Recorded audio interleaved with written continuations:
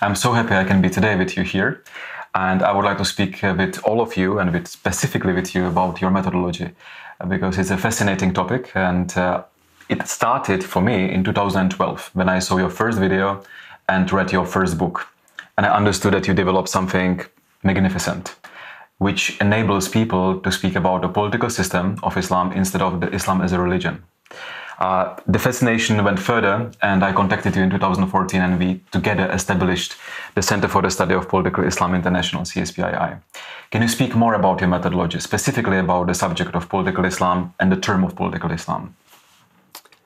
Well, September 11th, 2001 was a busy day because not only did we have the attack on the World Trade Towers, my phone began to ring off the wall with people saying, you said something was going to happen. Matter of fact, 12 people called me on that day. They said, how did you know? I didn't say September 11th, 2001, but I said, well, the reason I knew was I read the playbook.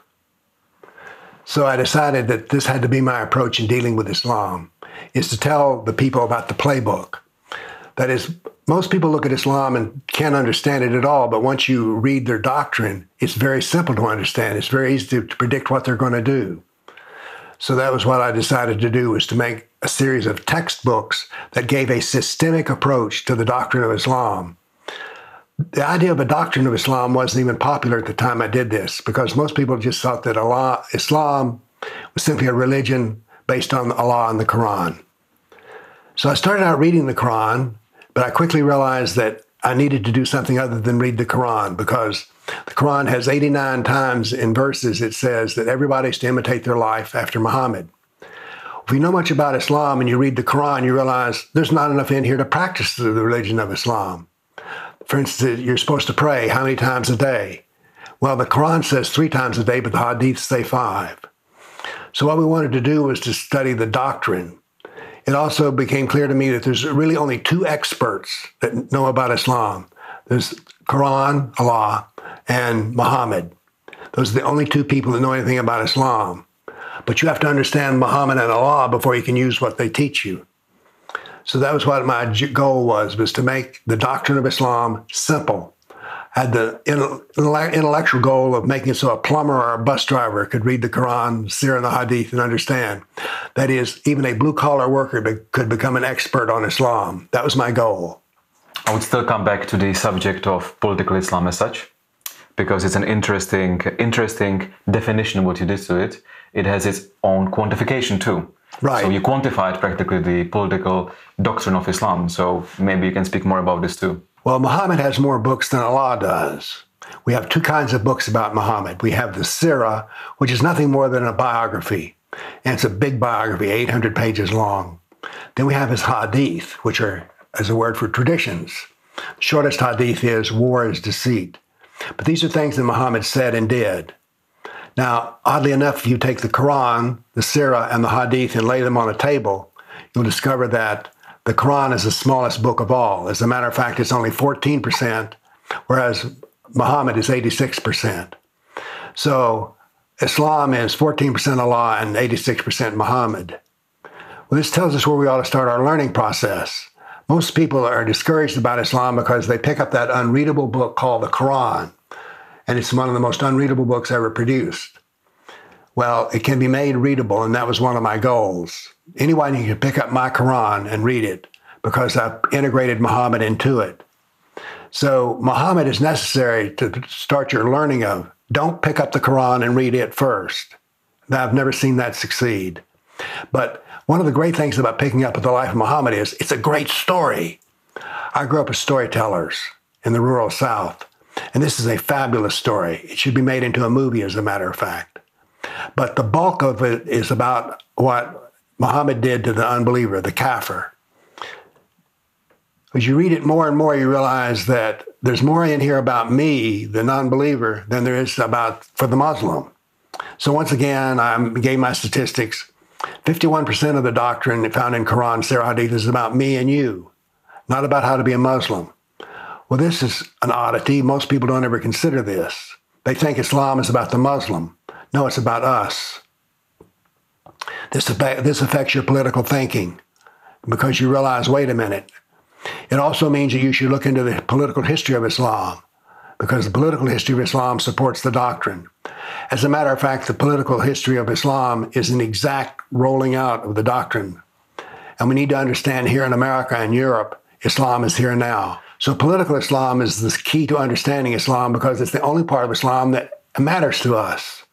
Everything else about going to heaven and stuff just simply doesn't matter. One interesting subject would be the element of fear, because speaking about the political system shifts the debate from religious into political. In that moment, when I had my own experience using your methodology with politicians, opinion makers, in general public, people are dissolving the fear in the way that you even don't expect. Because when they can speak about the political system and they have it in the category of political system, they are free to speak. There is a public debate, there is a free debate. Well, we can still talk about politics. That's the key. When we can no longer talk about politics, we're living in a nation that I don't want to live in. America's always had a great tradition of political argument, political cartoons, and we need to bring this concept to Islam itself. The next thing what you have developed is the universal language, global universal language about the subject of political Islam. That every single person, regardless where they live, where they are and where they work, can speak the same language. So people don't speak about Islamism, they speak about political Islam. People don't speak about terrorism, they speak about jihad. Can you elaborate more on that? Well, part of good science is good naming. As a matter of fact, naming is critically important. For instance, we have this business of combating violent extremism. What is that? So instead, all the words that I use come from the doctrine of Islam. As a matter of fact, that's one of my criteria, is that we only speak using the words that we find in the Islamic doctrine. So this means we don't use words like Islamist or Islamophobia, because these words do not occur in the doctrine. So we have to have a precise language, because fuzzy meanings gives fuzzy thoughts and means you get fuzzy conclusions. So one of the things we want to be able to do is to command the language, to give people the right words to say. This gives them a feeling of power. So proper naming is a very important part of any scientific study. Also the understanding that political Islam attacks the idea of the political left, political right, political center does not matter. Because in the doctrine of political Islam, everybody is treated as a kafir. It's next of your concepts, next of your ideas is the word kafir, capital K kafir. Right. And can you again speak a little bit more about that? Well, I became interested in the word kafir. What really made me pique my initial interest is that Muslims didn't want you to use this word. Well, this immediately makes me go, why not? So I began to realize that it was an important word. The Quran uses that word for the unbeliever. Now, Muslims don't like you to use the word, so I began to investigate were they right when they said that I'm not a kafir. So I took a Quran and counted up every time the word kafir was used in the Arabic, and discovered there were 345 times that the Quran said that I was a kafir, that I was an unbeliever. So therefore, I insist to any Muslim, I am a kafir because Allah says I'm a kafir. Not because I say I am, but because Allah says that.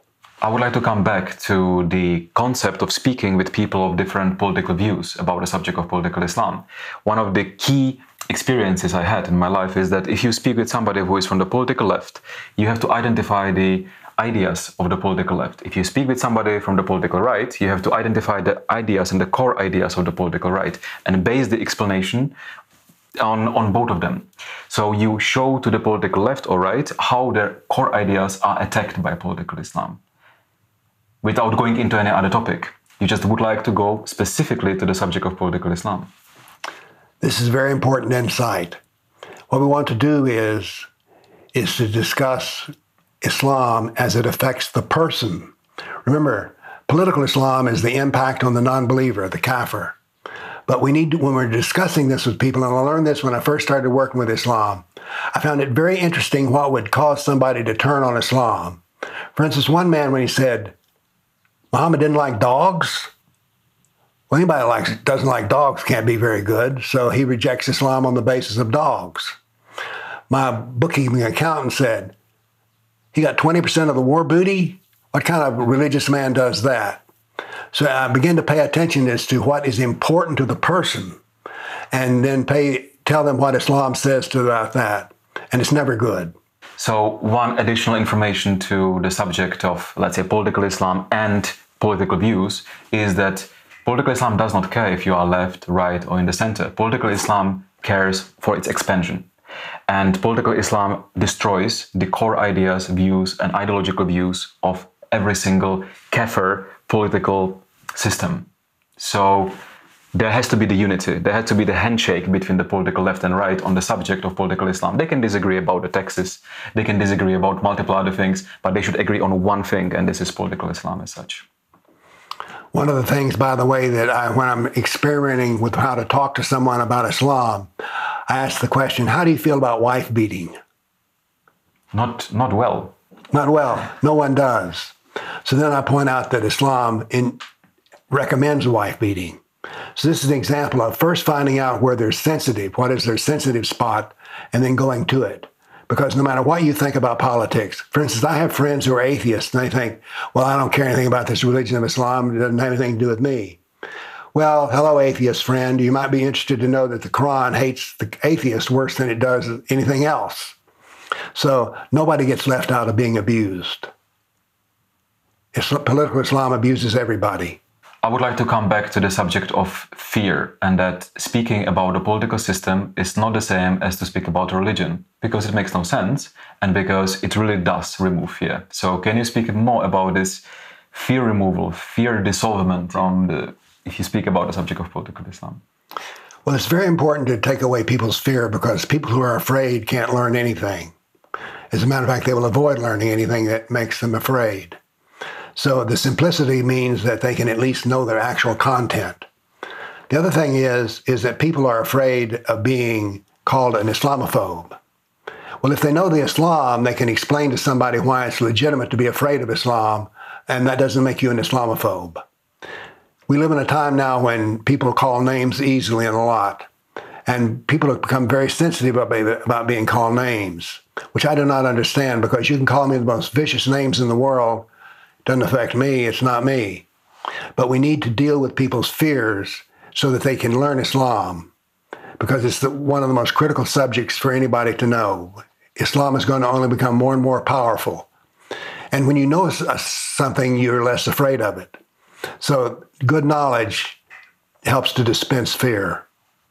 And also it means that when you're talking to your cousins and family and boyfriends or whoever else, if you know the facts of the matter, you can show them that you're not dealing with emotions here. Fear is an emotion. And what we want to do with fact-based reasoning is to skip the feeling part and go directly to the facts.